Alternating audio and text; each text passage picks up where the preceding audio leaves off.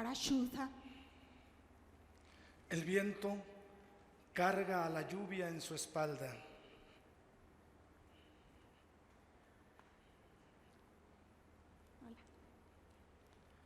Los barrancos son el espejo del cielo.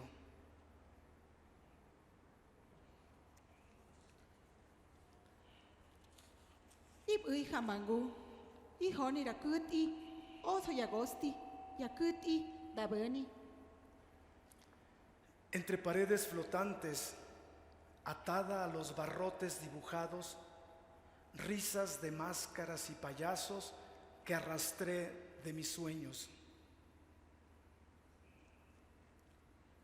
Hay vacíos contentos, polvos sin muebles, ropa calcinada en medio del hormiguero, círculos suspendidos que cambian de color, decoran los magueyes antiguos sin memoria. Estoy en casa, inoportuna, de pie frente a una silla imaginaria de 3 patas.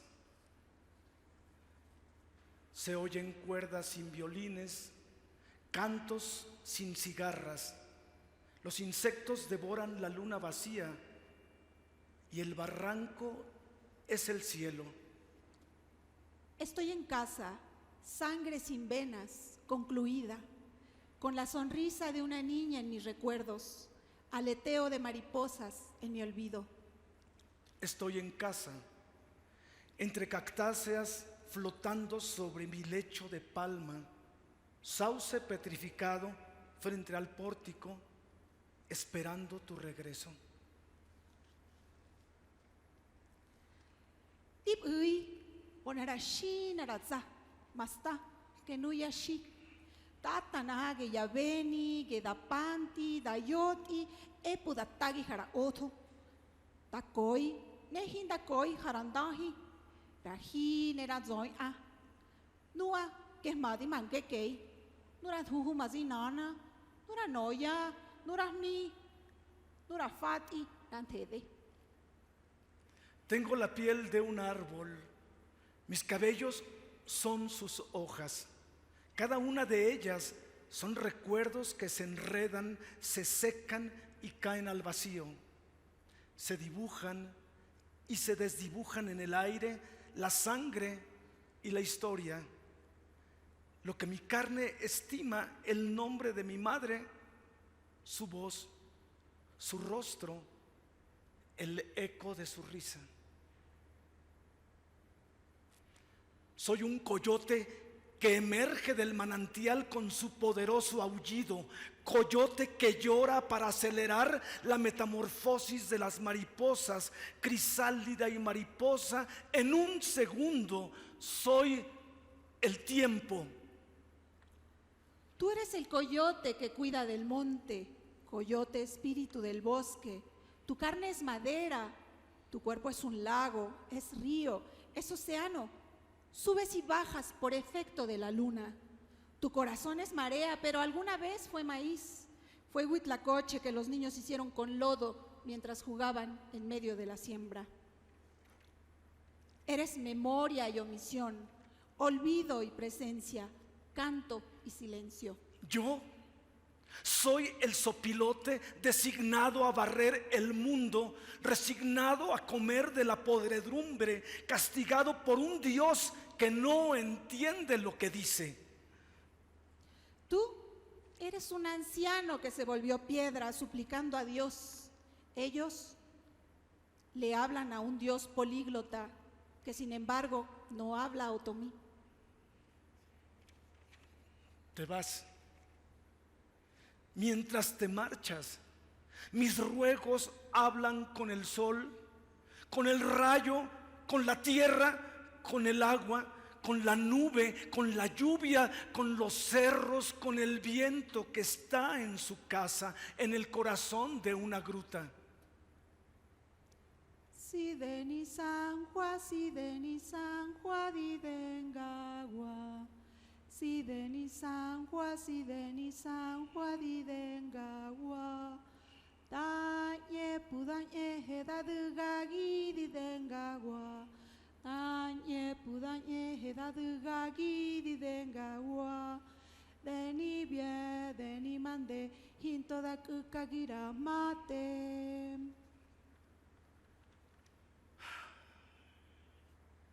Tengo un sombrero de espejos. Son ventanas a otros mundos. Rangurás y tú.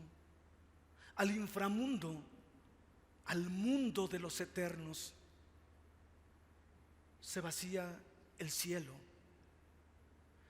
Era tiempo encerrado en el infinito. Estamos dentro del mundo que elegí sostener entre mis manos. Otros 6 flotarán eternamente sobre mi cabeza. Hay un espejo magnético, un barranco, la casa del tiempo, mi casa. Guratsido, raku hatsi, kabu, que narangosti, ajá narangosti, que narakuti, que rancido, kanu que pui mahoi, habu bui yandekei, habu otrahin hamu, ya ahua.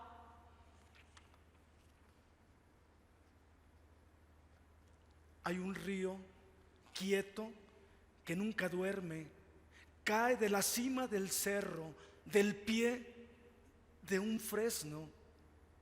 Ahí están las sagradas piedras, ancestro Yeyangangando. Es el origen de las piedras de San Juan, Yacinzagua. Son ellos, no tengo duda. La magia sin carne, la piel con textura de un árbol, son ellos convertidos en piedra, una vez más castigados por un Dios inaprensible.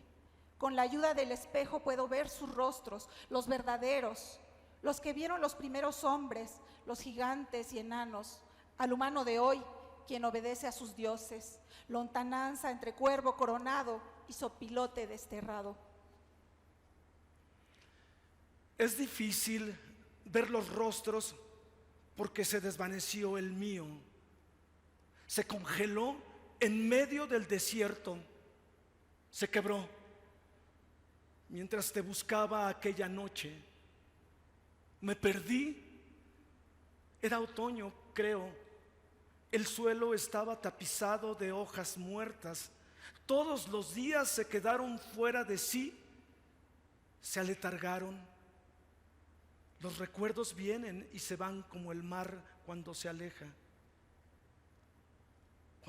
de sus orillas. Los ruegos envejecieron mi boca, no me reconozco. El agua se niega a reflejarme, el cielo y el barranco se separaron. La gruta no repite mi voz, el eco escapó. Dijandi, masmi jarañé, hinto dijandi, hinto ho'o. Dipengi hanarapa, nura tuka sekirapa, que kot imañu, na sekipa, que nogo, datiji, epu dapengi, datiji jarandaji, tahotzi, ramatsu, jarañu, que bima, epu, neje, tama. El recuerdo de mi memoria es un barranco infinito donde el cielo se pierde.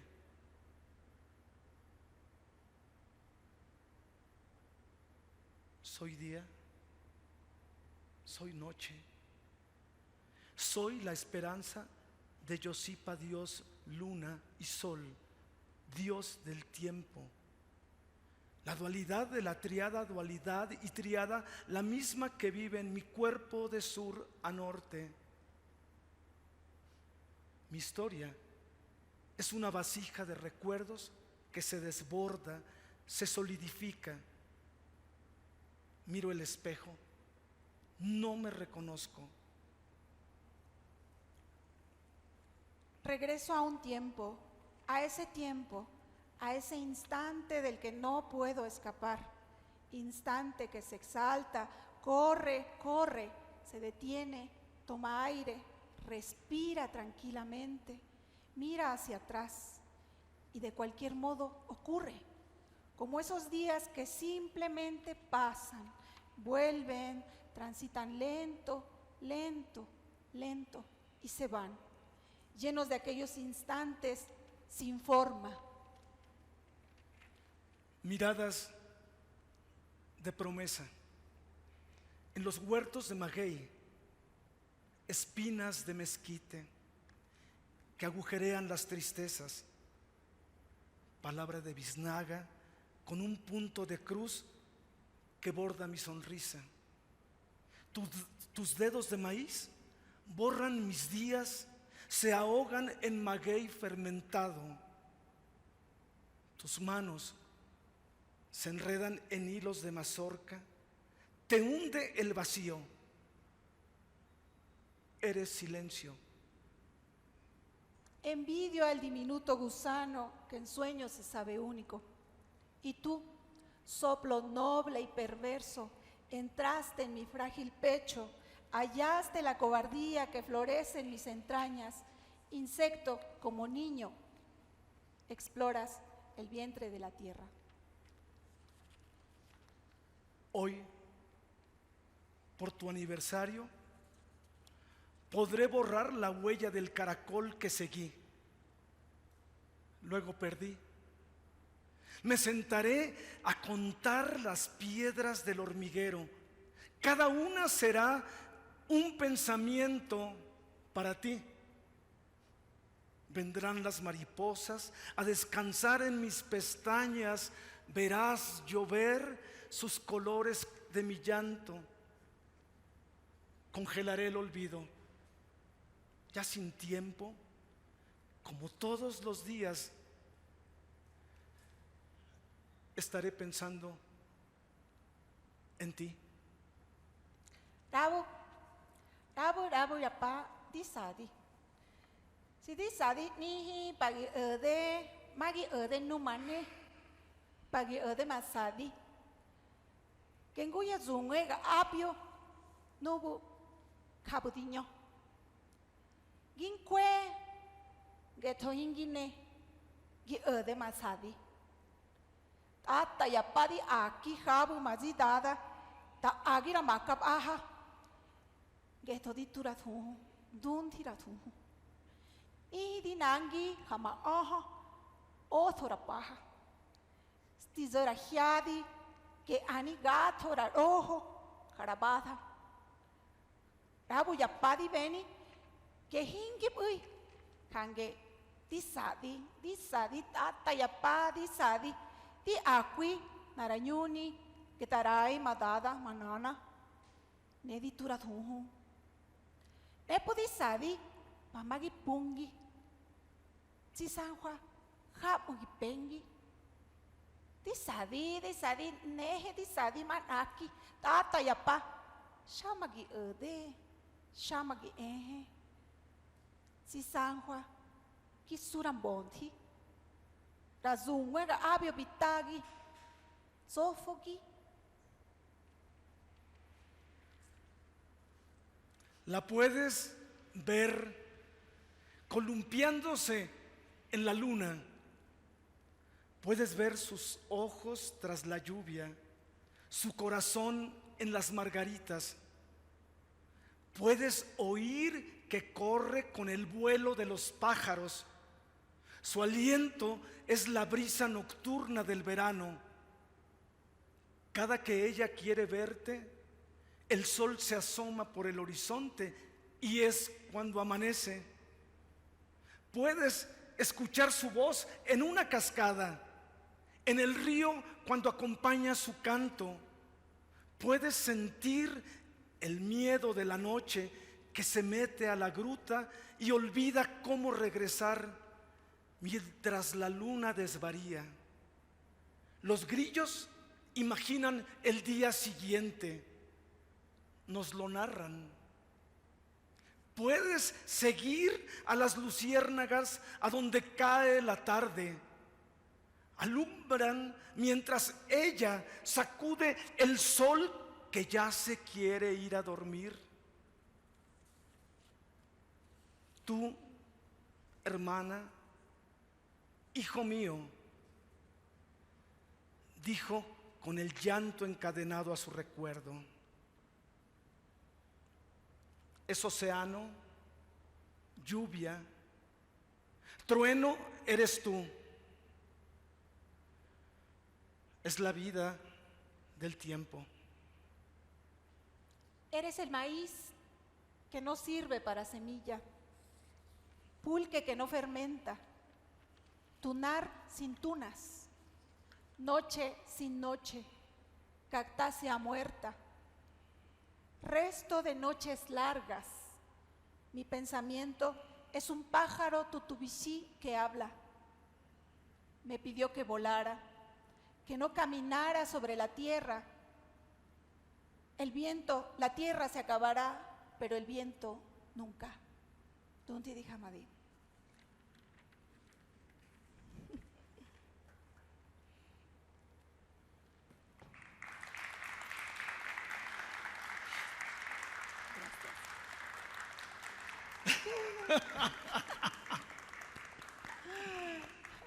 Nos sentamos, ¿no? Gracias.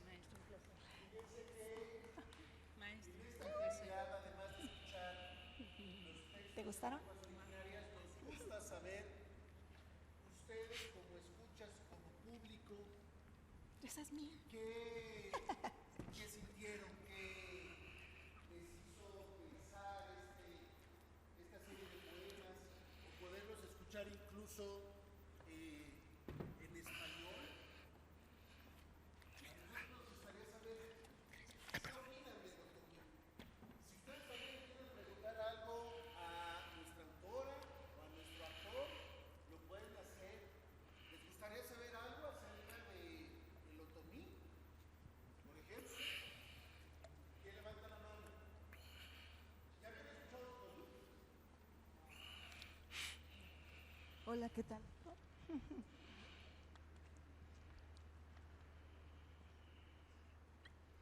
Hola, hola. Sí. Hola, ¿qué tal? Hola, Margarita. Santeot. Qué gusto verte. Maestro, muchas gracias. Intérprete, muchas gracias. Bueno, yo creo que yo estoy maravillada por el espacio y porque estoy viendo los glifos de la palabra hablada que aparecen en los códices, claro que son muy estilizados, se ven muy bonitos, a propósito justamente de que tenemos este encuentro multilingüe y pluricultural.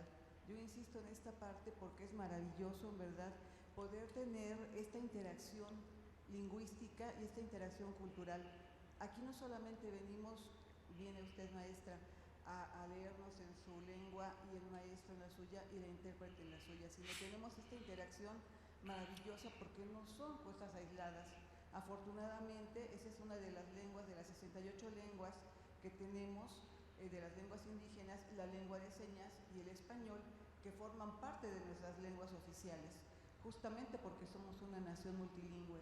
Entonces, poder tenerla aquí con esa inspiración maravillosa y en la voz del maestro, pues es algo verdaderamente hermoso. Y justo lo que decía el licenciado Canacasco, a propósito del otomí como una lengua vigente. En muchas ocasiones creemos que, bueno, son 68 de lenguas indígenas que a lo mejor están muy aisladas y no. Tenemos un país que justamente habla otomí, entre otras lenguas, y piensa en otomí. Yo creo que eso es algo muy importante y que justo este programa rescata la validez de todas las lenguas y a mí me parece algo maravilloso. Entonces, tenemos, por ejemplo, en el estado de Hidalgo esta parte en donde se habla como una lengua muy común y es algo maravilloso. Yo en alguna ocasión estuve en algunas comunidades que buscan esta parte no solo del rescate de la lengua, sino el rescate del ambiente y la naturaleza como forma de hacer cultura. Y yo creo que justamente es el otomí de esas lenguas que enriquecen muchísimo nuestra cultura. Muchas gracias. Gracias. Gracias a ti. Hola Margarita. Hola. Yo tengo una pregunta. A mí me gustaría que nos platicaras un poco cómo fue esta inquietud o qué te motivó a escribir, sobre todo en tu lengua, porque como mencionan, las lenguas indígenas desde que nacen en las comunidades, los niños, es algo que se va perdiendo día a día. Entonces, por el racismo, por diversas circunstancias de discriminación, ¿qué fue a ti lo que te motivó a decir, voy a escribir en mi lengua materna, voy a escribir en otomí?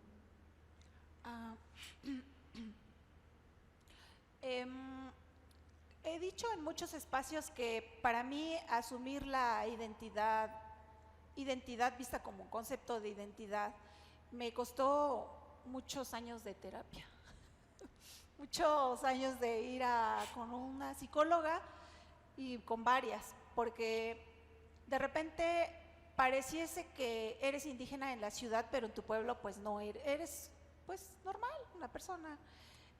La vitalidad o la fuerza que tiene el ñañú, que es la variante que yo hablo del otomí, es muy diferente en la lectoescritura que en la oralidad. Se habla más, obviamente, que de lo que se lee y se escribe. Entonces, yo supe que se podía escribir y leer en otomí hasta que iba a la prepa.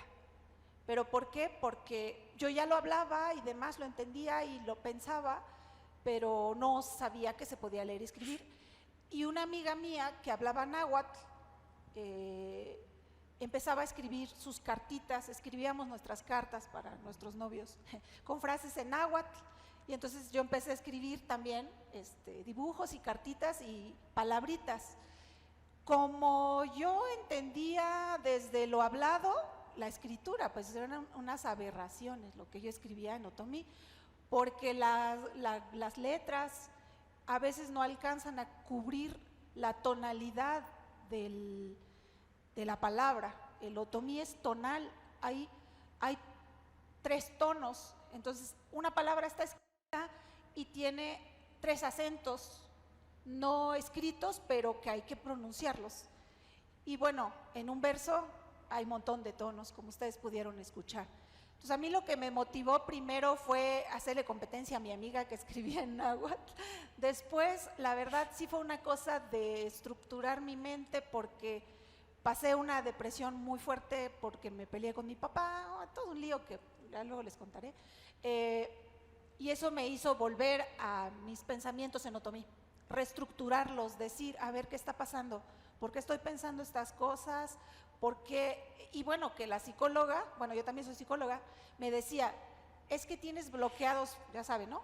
Muchos sucesos de tu infancia. Sí, ahí déjelos, ¿no? Ahí están bien bloqueaditos, así funcionó bien. Pero después eran sucesos de mi infancia totalmente hablados en otomí. Cuando los fui desbloqueando, se me fue desbloqueando todo el idioma y se me vino así totalmente encima, y lo que necesitaba era escribir y dije, bueno, en otomí, después ya tomé clases y toda la historia. Sí, gracias. Qué bonito. Bueno, yo quería agradecer como al programa, porque no solamente es como que nos dan a entender lo que nos quieren decir, por ejemplo, en la lengua el otomí, más bien también pues agradecer en la forma en que lo interpretaron. Fue muy linda, o sea, como que sí te mete y sí se siente acá el sentimiento. Entonces, pues primero, es genial porque ya no nos estamos perdiendo como esta parte tan bonita de la escritura, de esta lectura. Y la otra parte es que además se le está dando un apoyo para que nos llegue un poco más y lo entendamos y lo interpretemos de una mejor manera. Entonces estuvo, pues sí, agradecer pues el espacio y al intérprete sobre todo. ¿Alguien más?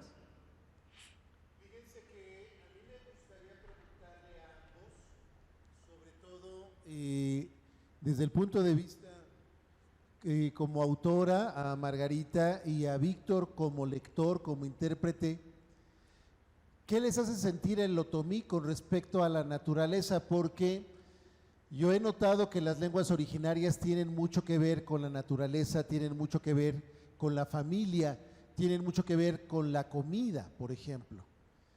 ¿Qué les hizo sentir? A ti, Víctor, ¿qué te hizo sentir leer el otomí? Sobre todo tú vienes de Veracruz. ¿A ti cómo te llega esto desde esa parte de veracruzano, de Veracruz? ¿Cómo estuvo para ti? Bueno, yo pues,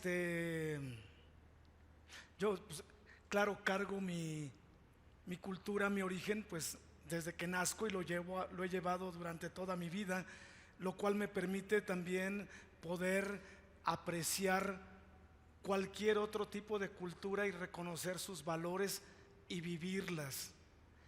El teatro a mí me ha permitido también poder penetrar cualquier cantidad de textos, y esa penetración nos lleva a entrar a otros universos. Así podemos leer, analizar, interpretar a Shakespeare o a los griegos, o sea, desde allá hasta nuestros días, pasando por Molière y llegar a los textos mexicanos de Emilio Carballido, de Luisa Josefina Hernández, cualquier cantidad de autores que las herramientas que nos da el teatro nos permite de verdad descifrar, encontrar el sentido, el valor en la palabra. Con esos elementos, por ejemplo, entro ahora a la lectura de textos que están escritos originalmente en otomí, lo cual me permite también poder imaginar todas las imágenes, los paisajes, los universos que plantea esta poesía, el sentir, y me permite viajar por esos mundos que de pronto es otra visión. También, como ella lo dijo, o sea, es otra visión del universo, del mundo, pero que creo que todos deberíamos de tener acceso a todas esas visiones, además de que nuestro país es un país multicultural, con una diversidad impresionante, y pocos de pronto tenemos acceso a toda nuestra cultura. Y toda esa cultura somos nosotros. El hecho de que no seamos yaquis o tzotziles o ñañús o setzales no significa que no estamos dentro de un universo como es México.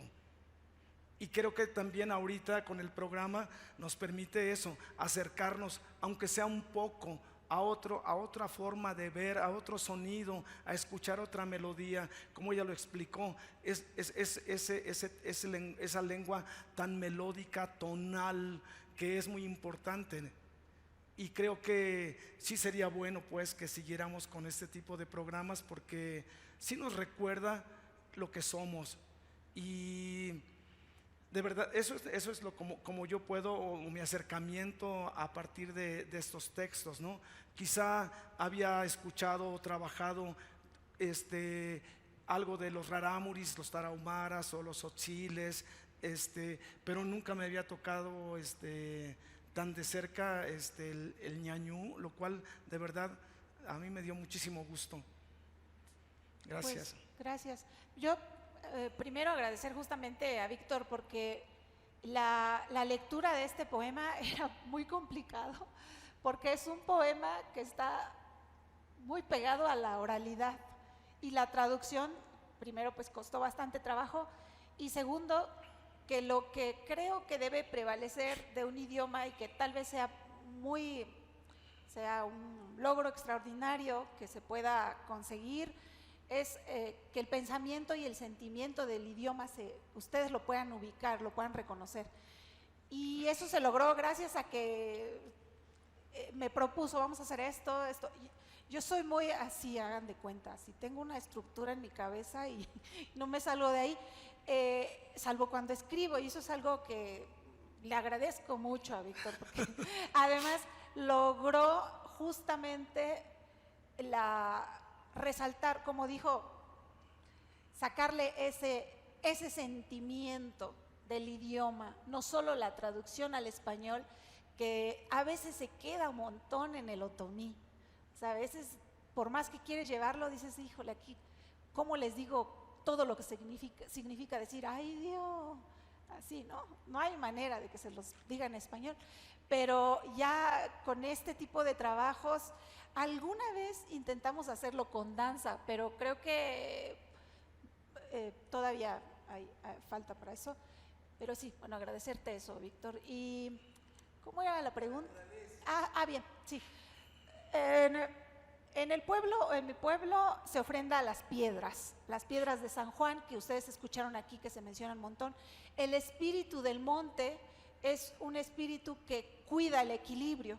hay que ofrendar al espíritu del monte si vas a cazar un coyote, no, los coyotes no se cazan, un tlacuache, una ardilla, si vas a ir a agarrar flores de garambullo, hay que mantener un equilibrio.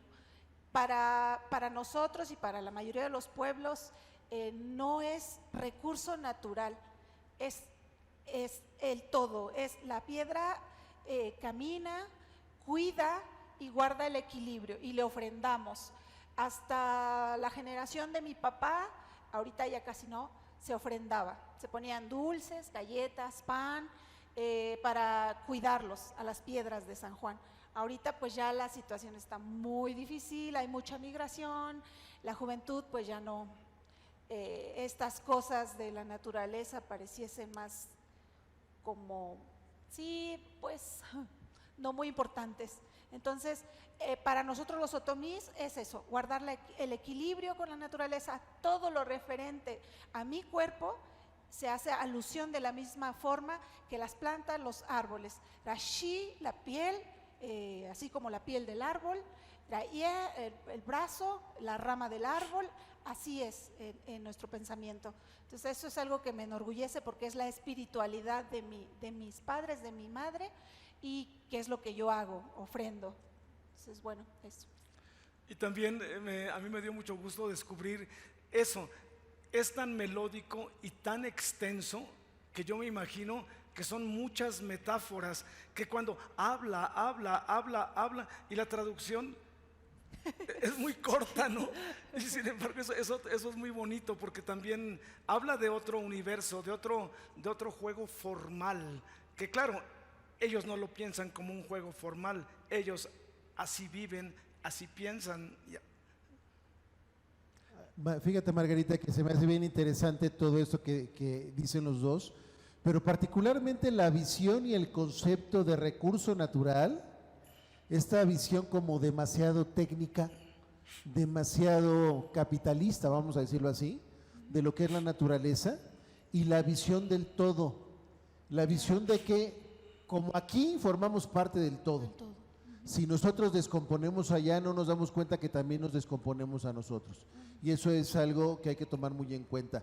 Creo que tu concepto es bien interesante. ¿Alguien más que quiera? ¿Sí? Allá quería la señora. Primeramente, felicidades, porque finalmente pues aprendemos, siempre aprendemos hasta el lenguaje de señas, ¿no? Los que a lo mejor no lo necesitamos afortunadamente, pero aprendemos.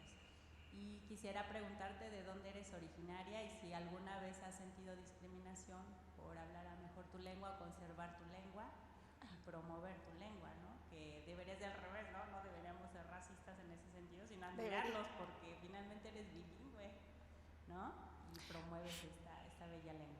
Una amiga me dijo que viene llegando, mi amiga llegó tarde, me dijo, siempre que te presentes, di de dónde eres, y se me olvidó otra vez, discúlpenme. Soy del estado de Hidalgo, Santiago de Anaya, se le conoce como el Valle del Mezquital, paisaje árido, semidesértico, que después se fue poniendo verde con las aguas negras, etcétera. Esto de la discriminación, la verdad es que yo llegué a la ciudad sin saber que era indígena, ¿no? Yo traía mi mundo en mi cabeza. Cuando entré a la universidad me sentí discriminada, pero no me van a creer por quiénes. Estudié en una universidad donde había una carrera de educación indígena. Entonces yo estaba estudiando psicología. Entonces los de educación indígena no me dejaban sacar copias en las copiadoras de educación indígena porque decían que yo no era indígena. No, eso no creo que fuera discriminación, pero me sentí un poco excluida. Entonces yo iba con ellos, me juntaba con ellos, quería estar con ellos, pero ellos me hacían así como que no, tú no eres. Y bueno, después yo comencé mi proceso y la verdad es que en el sentido estricto de la palabra no lo sentí. No lo he sentido, quizá es mi forma de ver la vida, el mundo, pero Y mi padre tampoco. Cuando venía a la ciudad me causaba mucha gracia porque íbamos en el metro, pues no está acostumbrado al metro, entonces una ocasión vio a 2 muchachos besándose y me llamó mucho la atención porque dijo, ay, se ve que se quieren mucho. Y me dio mucho orgullo porque dije, bueno, otra persona quizá de la ciudad hubiera dicho, ay, estos, no sé. Y mi papá dijo, ay, se ve que se quieren mucho. Y dije, sí, ese es mi papá. Entonces, él, así como era, como, no sé, sentirse diferente, pero no creo que lo haya sentido. Creo que también eso tiene que ver con ciertos círculos donde nos movemos, ¿no?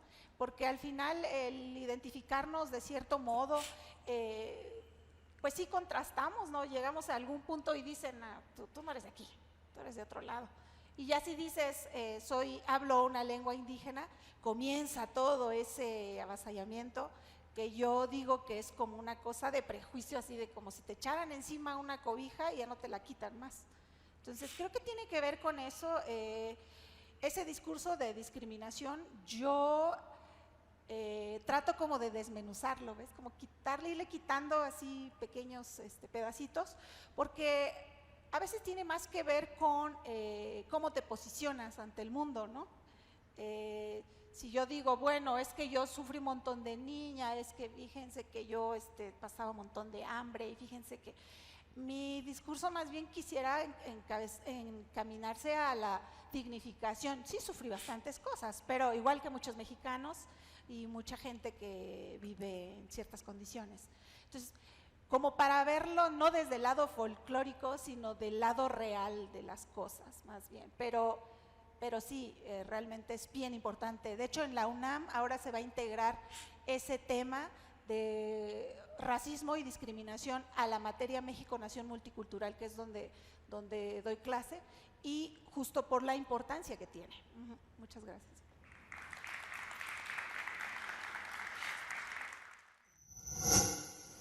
Gobierno de México.